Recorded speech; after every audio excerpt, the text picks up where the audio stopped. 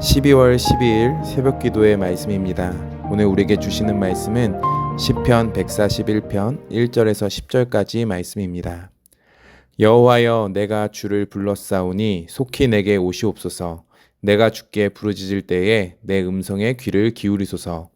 나의 기도가 주의 앞에 분향함과 같이 되며 나의 손드는 것이 저녁 제사같이 되게 하소서.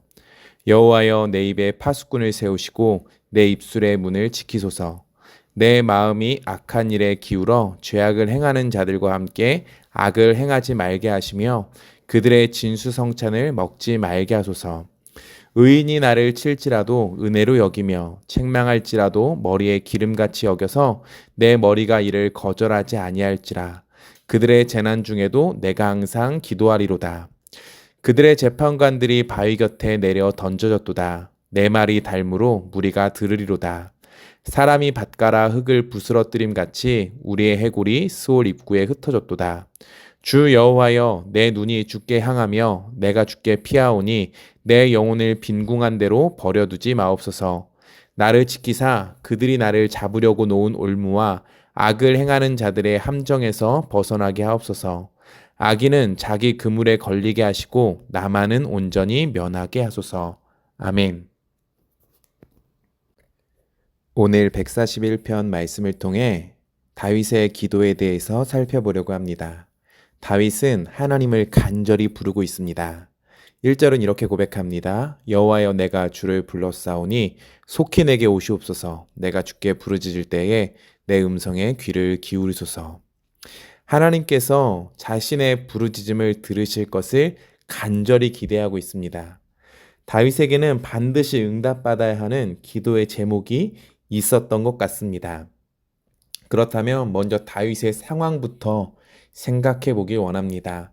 다윗이 지금 처한 문제는 7절부터 나와 있습니다. 7절입니다. 사람이 밭가라 흙을 부스러뜨림 같이 우리의 해골이 스올 입구에 흩어졌도다 라고 말합니다. 스올은 죽음을 의미합니다. 자신의 삶이 죽음 문턱에 이르렀다 라고 합니다. 악인의 박해로 인하여 해골이 스올 입구에 흩어지는 그런 지경에 이르렀다라고 말합니다. 다윗이 이 기도를 언제 했는지는 정확히 기록되어 있진 않습니다. 무슨 상황인지는 우리가 정확히 모르나 힘든 상황인 것은 분명합니다. 9절을 보면 다윗을 해하려고 올무와 악을 행하며 함정을 파놓았다라고 말합니다. 다윗을 향한 외부의 공격이 있는 것이지요. 그 외부의 공격만이 문제가 아닙니다. 그의 마음이 외롭고 빈궁하다고 고백하며 내면도 힘이 빠져 있음을 보여주고 있습니다. 자칫하면 마음의 중심과 모든 것이 무너져 내릴 수도 있는 형편임을 다윗이 고백합니다. 정말 힘든 박해와 곤경 가운데 하나님을 향해서 기도하고 있는 책이 오늘 시편 141편입니다. 오늘 다윗이 이 곤경 가운데에 무슨 기도를 드렸는지 우리가 조금 살펴보기를 원합니다. 2절은 그 부르짖는 기도를 시작하며 이렇게 고백하고 있습니다. 나의 기도가 주의 앞에 분향함과 같이 되며 나의 손드는 것이 저녁 제사같이 되게 하소서라고 말합니다. 다윗이 곤경 속에서 하나님께 부르짖고 있는데 그 부르짖는 기도가 하나님께 올려드리는 분향이다라고 말하고 있습니다. 분향의 특징은 지속성이 있습니다. 이스라엘 백성에게 하나님께서 분향을 명령하면서 주셨던 말씀이 출애굽기 말씀인데 제사장인 아론을 향하여 분향을 꺼트려서는 안 된다라고 하십니다. 제사장들이 아침마다 분향하고 저녁마다 분향하며 그 향이 꺼지지 않는지를 살폈습니다. 하나님께서 그 말씀을 주시면서 너희가 대대로 끊지 못해야 된다라고 말하십니다. 끊어지면 안 된다라고 하셨습니다. 매일마다 분향을 살피면서 그 연기를 하나님께 드리는 것이 제사장에게 허락된 임무라고 하셨습니다. 기도에 바라시는 점입니다. 우리의 기도도 끊어지지 않고 이어져야 합니다. 우리의 기도는 지금 어떠합니까? 매일 시간을 정해서 기도의 향을 올려드리는 그 자리를 지키고 있습니까? 아침과 저녁 시간을 정해서 하나님과 동행하는 삶을 살아가고 계십니까? 다윗은 간절한 마음으로 하나님 앞에 이렇게 기도하는 겁니다. 하나님, 이 기도를 꺼트리지 않겠습니다. 하나님, 나의 기도를 들어주십시오. 또 분향은 하나님께서 받으시는 것입니다. 다윗은 단순히 기도를 드리는 것에 멈춘 것이 아니라 자신의 기도가 하나님께서 기뻐 받으시는 기도, 제사, 분향이 되게 하여 달라고 자신의 기도가 땅에 떨어지지 않고 하나님께서 기뻐 받으시는 기도가 되게 해달라고 간구하고 있습니다. 다윗이 지금 환난 가운데 있습니다. 하지만 다윗이 고백하는 겁니다. 기도를 쉬지 않겠습니다. 하나님, 그러니 내 기도를 받아주십시오. 그렇게 하나님 앞에 그 고백을 드리며 이어지는 첫 번째 간구입니다. 3절입니다. 여호와여, 내 입에 파수꾼을 세우시고 내 입술의 문을 지키소서. 환난 가운데 있고 곤경 가운데 있으면 하나님, 이것을 면하게 해주십시오. 이것을 해결해 주십시오라는 기도가 먼저 나와야 합니다. 이것을 해결하기 위한 힘을 주십시오. 어떠한 그런 고백이 나와야 할 것 같은데 의외로 보이는 기도, 무슨 기도입니까? 내 입술을 지켜달라는 기도입니다. 우리 인생 가운데 말의 실수가 없기란 쉽지 않습니다. 야고보서 3장 2절은 이런 고백을 합니다. 우리가 다 실수가 많으니 만일 말의 실수가 없는 자라면 곧 온전한 사람이라 능히 온몸도 굴레 씌우리라 라고 말합니다. 말의 실수가 없으면 온전한 자고 말의 실수가 없으면 온전하여진다. 그 몸까지 거룩하여질 것이다 라는 말씀을 합니다. 우리는 그러나 실수하지요. 온전하지 못합니다. 저의 말을 되돌아보면 후회되는 말이 한두 가지가 아닙니다. 내가 왜 이런 말을 했을까라는 후회들입니다. 다윗은 이 말에 실수가 없도록 하나님께 의지하며 파수꾼을 세워달라고, 자신을 지켜달라고 간구합니다. 하나님, 제가 말의 실수가 없도록 하겠습니다가 아니라 하나님, 제가 하나님을 철저하게 의지하오니 내 입에 파수꾼을 세우시고 내 입술의 문을 지켜달라고 고백합니다. 내가 어떻게 말의 실수를 할지 모르니 하나님 도와주십시오라고 기도하는 겁니다. 그리고 이어지는 기도는 4절입니다. 내 마음이 악한 일에 기울어 죄악을 행하는 자들과 함께 악을 행하지 말게 하시며 그들의 진수성찬을 먹지 말게 하소서.